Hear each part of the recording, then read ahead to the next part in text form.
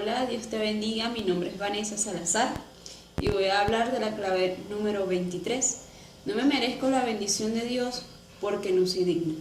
Voy a leer Josué capítulo 5 versículo 9 y dice: Y Jehová dijo a Josué: Hoy he quitado el oprobio de vosotros, de Egipto, por lo cual el nombre de este lugar fue llamado Gilgal hasta hoy. Recordemos que el pueblo de Israel venía de Egipto, pasó al desierto y ahora estaba enfrente de la tierra prometida. Ahora iba a ser conquistada la tierra prometida. Pero los varones israelitas tenían que ser circuncidados antes de entrar a la tierra prometida. Dios les dice quitar el oprobio de Egipto de ellos. Pero ¿por qué era necesario quitar el oprobio antes de entrar a la tierra prometida? Antes de eso necesitamos definir qué es oprobio. Oprobio es culpa, vergüenza y desgracia. También vamos a definir qué es Egipto en este caso. Hablamos acerca del mundo. Durante mucho tiempo estuvieron en Egipto, siendo maltratados, siendo tratados como esclavos. Era necesario sacar de ellos esta mentalidad para poder tener una mentalidad de conquistador ahora en la tierra prometida. También vamos a hablar acerca de gracia. Me gusta mucho esta definición porque dice que gracia es el poder que Dios nos otorga para poder cumplir aquellas cosas que no podemos hacer por sí solos. Cuando hablamos de esto, entonces dejamos claro que Dios nos da gracia, nos da poder para poder hacer conquistas, pero el diablo, Satanás, nos da desgracia, que es el sinónimo también de oprobio. Pero vamos a hablar también acerca de cómo se sentían los israelitas ante esta conquista. Vemos que antes de entrar a conquistar, mandaron espías para poder ver cómo era la tierra y qué era lo que tenían allí. Jóvenes fueron a ver las tierras. Pero vamos a leer Números 13:33, lo que dice: Hasta había gigantes, los descendientes de Anac. Al lado de ellos nos sentíamos como saltamontes y así nos miraban ellos. Es obvio que ellos se sentían como saltamontes, que ellos se sentían como langostas. Aquí entra una pregunta: ¿cómo te ves? ¿Cómo te sientes ante otros? El 85% de los problemas que podamos tener o el problema que manifestamos viene ligado a cómo nos sentimos ante otros, a cómo nos vemos ante otros. Por eso, estos chicos se sentían como langostas. Ellos ya habían perdido. Me gusta mucho una anécdota cuando dicen que antes de entrar a un juego, antes de entrar a un campeonato, antes de entrar a pelear contra un rival, es necesario que el jugador o es necesario que el deportista demuestre que tiene poder. Eso también es ser ganador. Si el que esté en contra de este jugador ve que el equipo es poderoso, que el equipo es unido, entonces se sentirá débil antes de ganar. Eso quiere decir que la lucha, el juego, ya está ganado. Cuando hablamos acerca de la gracia de Dios, hablamos acerca de la culpa y la vergüenza. Tenemos que dejar claro que nosotros tenemos que perdonarnos, dejar la culpa atrás, dejar el pasado atrás, la desgracia y la vergüenza que nos pudieron haber golpeado en algún momento. Muchos se sienten culpables de cosas que pasó en su niñez cuando ellos no tenían el poder de trabajar o de hacer algo, porque eran niños, no tenían el poder de la situación y aún así se sienten culpables. El diablo, Satanás, durante mucho tiempo trabajó para hacerte sentir culpable, para hacerte sentir en desgracia, en sentirte en vergüenza. Pero resulta que por medio de la gracia de Jesucristo, por medio de la sangre, somos justificados. A través de esa gracia podamos vernos distintos.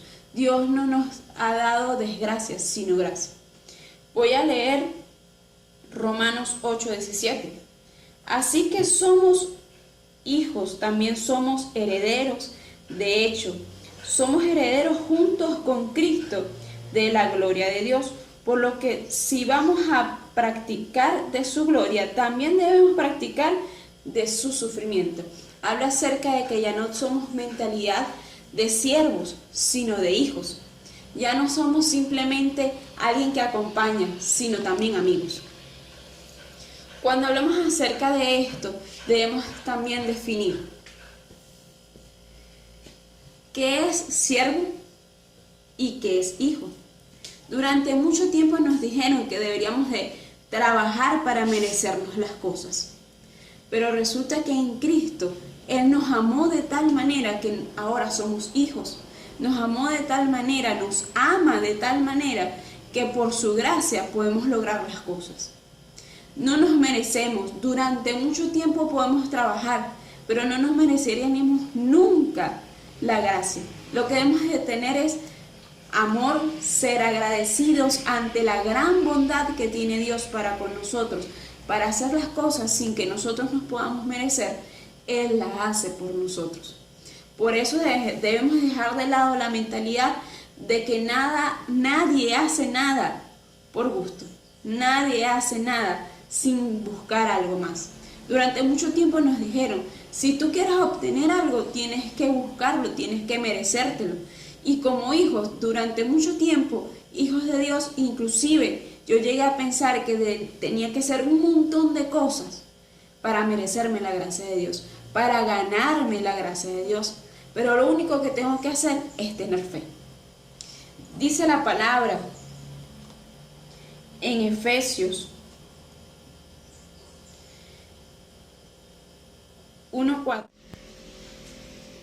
y dice así: incluso antes de haber hecho el mundo, Dios nos amó y nos eligió en Cristo para que seamos santos e intachables a sus ojos. Habla acerca de que nosotros debemos dejar el oprobio de lado, la vergüenza, dejar la culpa de lado para poder seguir.